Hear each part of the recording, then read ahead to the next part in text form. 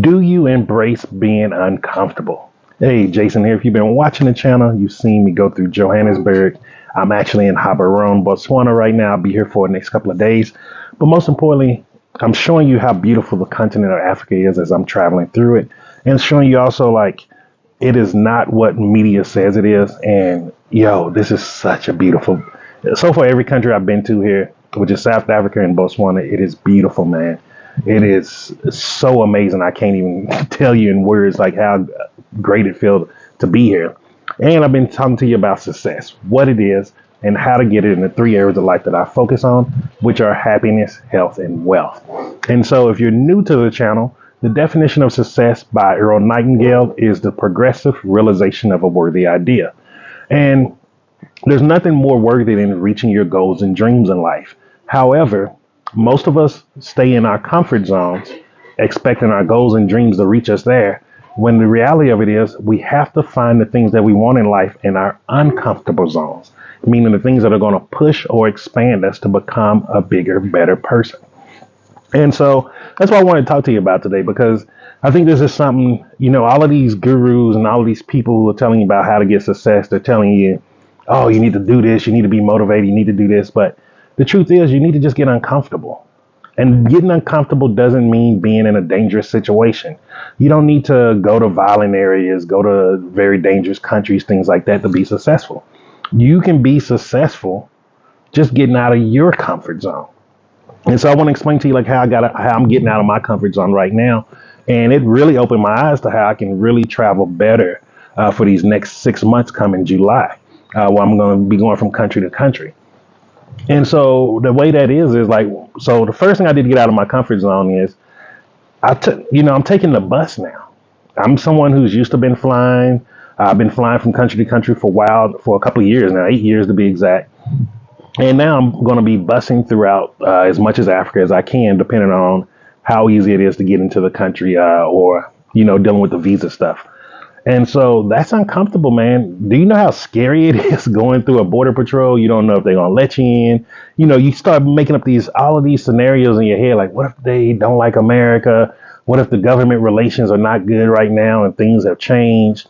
Like it's a lot of things. It's uncomfortable. But you know what's fun about it? The people I meet, the connections that I make. Like the taxi driver last night that brought me here to where I'm at in my guest house. He was very helpful, helped me with a lot of stuff, gave me a lot of great information. And guess what? I wouldn't have ran across him if I wasn't using the bus and didn't get dropped off at the bus station where it drops off. And, that's just one thing, man. Like you don't know who could be coming into your life, and you may be blocking that blessing because you're staying in your comfort zone. One of the biggest things that I used to suffer with growing up as a child was I always thought someone should have came back. Why aren't these basketball players coming to the hood to help? Why ain't these rich people coming out helping? And the truth is, you have to go to them. And it's uncomfortable. Think about it. You're growing up in a inner city neighborhood or what's the appropriate word? Just a lower income neighborhood. It's not comfortable being in richer neighborhoods. I'm telling you this, guys, from personal experience. Like I remember when when my mom first moved us to DeSoto, Texas, the suburb area of out there, and we were coming from Redbird area. And, I'm going to school out there, people wearing polos, Ralph Lauren, all these things. Like, I'm talking about names that I never even knew black people could wear. Like, you know what I'm saying? Like, and, you go out there and you start feeling uncomfortable. You don't feel like you fit in. And however, though, her pushing me into that uncomfortable zone, making me live out in the suburbs, it expanded my life. It expanded some of the ways that I think. It helped with my education. It helped when I want to speak proper English. I can speak very good English. It even helped with my education, believe it or not. Even though I'm not a pro school person, I'm an entrepreneur at heart. I'm a hustler. Like I'm all about the hustle and entrepreneurship. Even though like that education helped me, man. It helped me get into the military. It helped me to understand how to manipulate the test to get the job that I wanted. Like all of these different things. And so now let's fast forward to the day. Like, what have I done today that's made me uncomfortable? So normally when I travel, I either stay in an Airbnb where I have a whole kitchen suite, everything to where I can cook and stuff. But I'll be honest with you, like not only is it getting, it's not that it's getting expensive, it's too much space for me. And like I'm uncomfortable like being in very large houses and things like that. And most people may be like, oh, it's okay, blah blah blah. I just found a new woman. Like I'm not looking for a relationship, guys. So because I'm not looking for that, it's uncomfortable being in those type of places sometimes. And because even and not only that, like I don't like being tied down anymore. I don't want to feel like I gotta stay here. You know, you spending anywhere from 700 to $1,000 a month on a place like, yo, you you know, you have an entitlement to that. Like, yo, this is my place. Like, I gotta be here. I gotta get my money worth. And you know, so I don't want to keep doing it. And I kept telling myself, you know, I was like, hey, I don't want to keep living like this. I don't want to keep living like I don't want to keep living like a married man because I'm not, and I'm never getting married again. So I wanted to start figuring out how to live more as a nomadic man. And so then friends been telling me all throughout South Africa and even here in Botswana, like, oh, check out guest houses, Jason. Check out the guest lodges. And so I was looking them up online, like, and it goes for anything. Like most countries are not online savvy, like the United States and the UK. Because of that, it's hard to find every bit of information out there. You still need to know people on the ground, get recommendations, and go door to door like that. And so I ended up finding this place on accident, just complete accident. Because the first place, and this is how funny it is, the first place I booked, right when I was crossing over the border, they sent me a message and told me, hey, we're sorry, we're full. We can't accept your reservation. And I was like, oh man, let me just find a place. So I found this place and I was like, you know what, I'm gonna just try it out. And guys, when I tell you I'm blown away, like this is amazing, yo. I didn't even know this type of living existed, to be honest with you, because I'm from Texas. So Texas, we don't have this type of living out there, or if they do now, it's something that's fairly new. Texas is your space. It's so much space in Texas. Like you just, Texas is one of the few countries, states, but countries, because Texas is its own country if you go there, where even the poor areas, they have a lot of space. And most people, like if you're listening to me from either Colombia or South Africa or maybe even Botswana, you may be like, no, that don't make any sense. Like, how can you, the poor areas have space? Texas is that big of an area. Like most of, I say about 80 to 85% of Texas is undeveloped. It's just private land. And even the parts where it is developed, like there's space. Like you don't find many other states in the United States as spacious as Texas. Like this is how Texas is an oddity, guys. Like between Texas and Washington State, those two states are very odd on how much space they have and how much they actually develop there. Washington State is a little bit different, but Texas is, there's not many places in the world like Texas. I'm just going to be honest with you. And so because of that, like, you know, I don't want to say I was scared. I was just nervous. Like, I don't like being uncomfortable and I don't like making mistakes. I'm a perfectionist. Most people don't know that. I'm a perfectionist. I move in a very calculated and orderly way. But when it comes to housing and lodging accommodations, like, you just don't know. And I remember when I made my first mistake, when I first visited Medellin, Colombia, and I stayed in a hostel. Like I remember I called Cece day one. I was like, yo, I'm never doing this again. I will never live in a hostel. I don't care if they give it to me for free. Because it just wasn't my thing. Like I'm not into that shared bathrooms and stuff like that. And if you're listening from here in South Africa, Botswana, it's not an uppity thing. Like guys, I was in the military. And please listen to me on this.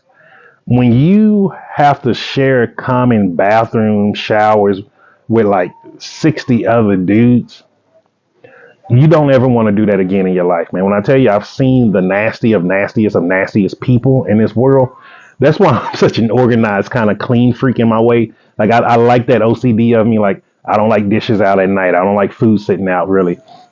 And I do try to stay on top of that. And that's the reason why, like, being in the military, and you just, I remember dudes who didn't want to shower, dudes who just left filth in their room. You know, they open their door and you just get a woof of funk. And I'm like, ugh.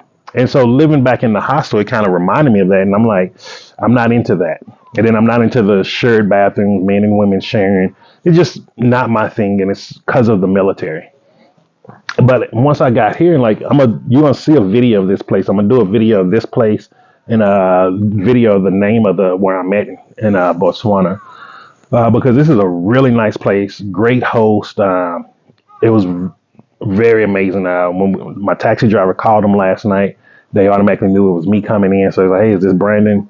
Okay, we got the room for you. Because the room I rented out, someone came in and they actually gave them that. And so they gave me the other room that they had available. And it didn't bother me, to be honest with you. I was just ready to, just long. I had a place to lay down. It was clean, no issues. And they switched me over to the room that I actually booked today. And I'm blown away, yo. I did not know this room was going to be this nice. I looked at it and I'm like, oh shoot, like I can do this for a month. And the reason why I wanted to share that with you is because I want to start traveling more. But however, when you're investing 700 to 1,000 US dollars in your lodging, your accommodations, you don't want to travel as much, guys. Like, believe it or not, most of us are money motivated. And even me, even Jason is a money motivated person. And when you start just seeing the dollars go away, go away, go away, go away, and then you're just like, it comes a time where you're just like, this place ain't that nice, and not worth it. But something like this, I'm like, yo, this is perfect. It's I got a huge queen size bed, beautiful bathroom with a tub, shower, great closets for my clothes. And I'm like, okay, this is something that I can do. I have a TV in there, table to eat. I'm sitting outside on the breakfast nook out of the door right now. And I'm like, this is nice, man. But guess what, guys? Like, I wouldn't have known about this if I didn't go and be uncomfortable. And here's the secret. Here's the key. This is what most people don't know. It took every bit of me not to go with my usual habits and routines. It took every bit of me, guys. It took every bit of energy for me not to go and do what I normally do. And I had to keep disciplining myself. Even in the taxi coming here, I was having second thoughts like, I probably should have just got an Airbnb. Maybe I should just go to Cresta Hotel. All of those things. And I kept telling myself whenever those thoughts would come in my head, you're doing the right thing. This is going to push you. This is going to help you have more awareness of how you can live throughout the continent of Africa. And now that I know this is what a guest house and a guest lodge is, and I have an actual image in my head, I'm like, I can do this. So when I leave South Africa in July to just go from country to country each month, I'm like, I'm confident now. I feel happy. Like, I know that I can do this. And that's what comes out of getting out of your comfort zone. Once you get out of it, you now know that you can do whatever it is outside of that comfort zone. And that's what expansion is. That's how you expand your mind. Once your mind realizes it creates a picture, meaning I now see what a guest house or a guest lodge look like. I have a physical picture in my head. So whenever I see guest lodge or guest house, I'm automatically looking at something like this. That's the picture that pops in my head. And then because once you built that picture, you now have awareness. You never lose awareness. This is one of the beautiful things about the human mind that we have never been told. Once you become aware of something, you cannot become unaware of that same thing. It's like if you know that's the sun up in the sky that's pointing down, that's bringing this light on you, you're not going to wake up next day and be like, what is that thing up there? That's not how it works. Like, you're going to always know that's what it is. Like, there's certain, like let's say if I go to South Korea, I know what a mango is. I know what a watermelon is. I know what a pineapple is, all those things. Like, I may not know the name that they use, but I have awareness of what that fruit is or what that vegetable is. And that's how everything in life is. If you want to start attracting to you the life that you want to live, you have to start becoming aware of how to do it. The only way you can become aware of something is by experiencing it. And it's the hardest lesson for most of us to learn, me included. I'm not excused from this, like me included. But we have to always keep telling ourselves from this new awareness is going to expand us to a bigger person. And if you start looking at getting out of your uncomfortable zone from that perspective, you're going to start seeing your life change. Look at me, yo. Literally, Young black dude from Dallas, Texas. I'm in freaking Botswana, Haberun, Botswana right now, guys. I'm living on the continent of Africa.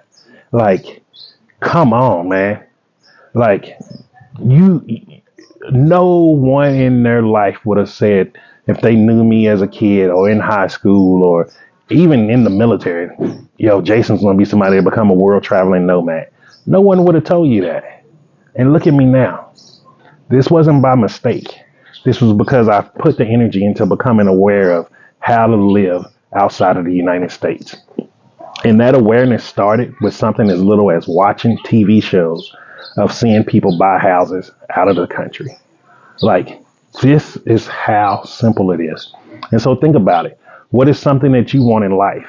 Now, how can you become aware of it without spending $1? That's your task for today. Figure out one thing in this life that you want. And now, how do you become aware of it without spending $1?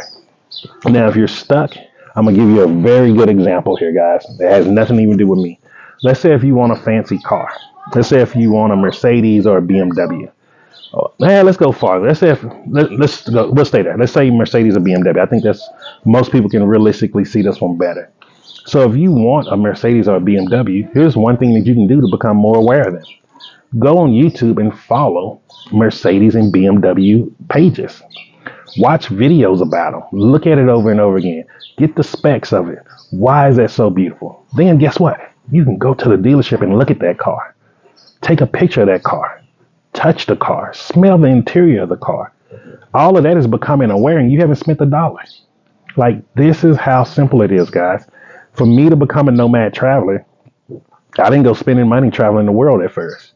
I started watching TV shows just about how other people were living abroad, how other people were buying homes abroad, and how other people realized their American dream was in another country. And that helped me become aware of that. My American dream was not in America. I have a world dream. I have a dream of seeing this entire world. I have a dream of knowing as many people as I can, speaking as many languages as I can learn, and living as long as I can. Like, that is my goals in life. And that's what I work on becoming aware of each and every day. And so if you like this type of stuff, guys, make sure you hit the like button. Share this with others because we now live in the age of collaboration. We are not in the age of competition anymore. It's all about collaboration in this digital age. There's nothing for us to fight each other over anymore. And also subscribe to the channel so you can see more videos like this. And also be up to date every time I drop a new video. And you can know exactly where I am in the world. And so just remember, guys, I'm Jason. Success is simple once you know how.